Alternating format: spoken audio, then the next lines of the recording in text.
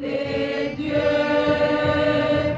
tu as accompli tes guerres. Lors de la commémoration de la fête des Saints Toussaint par l'Église catholique romane, ce dimanche 1er novembre 2020, la chorale Saint-Ignace de Loyola du secteur B de la paroisse Sainte-Famille de Baguira a commémoré cette fête avec le vulnérable, notamment l'association des sourds muets se situant au quartier Makoma au-dessus du rond-point Maendeleo en organisant un apostolat en leur faveur.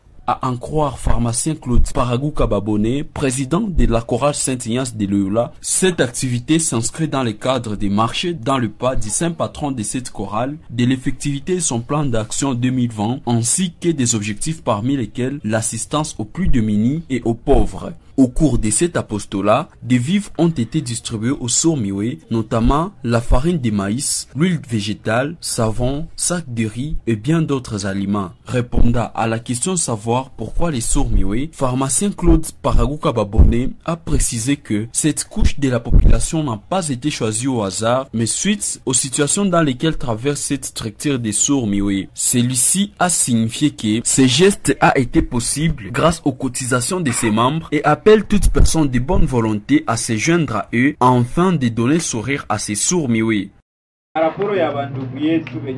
Nous avons choisi les sourds muets sur base des cris d'alarme parvenus à notre organisation par les personnes ayant vu la manière dont vivait cette couche de la population souvent oubliée. C'est alors nous avons dépêché une délégation afin de palper du doigt et faire l'état des lieux de la situation. Rapport qui a été étudié par notre comité et à l'issue de ces études, il a été remarqué que cette association des sourds muets, qui se charge même de l'encadrement de ses membres à travers la formation en coupe et couture, avait besoin d'une manière urgente de vivre afin de lui permettre d'avoir la force de poursuivre ses objectifs. Ceci a été acquis grâce aux cotisations des membres de la chorale Saint-Ignace qui, malgré leurs faibles revenus, se sont forcés à intervenir afin que ses semblables trouvent aussi quoi mettre sous la dent. L'idéal serait aussi de doter ses amis des machines à coudre et autres matériels intervenant dans la couture, mais les moyens nous font défaut.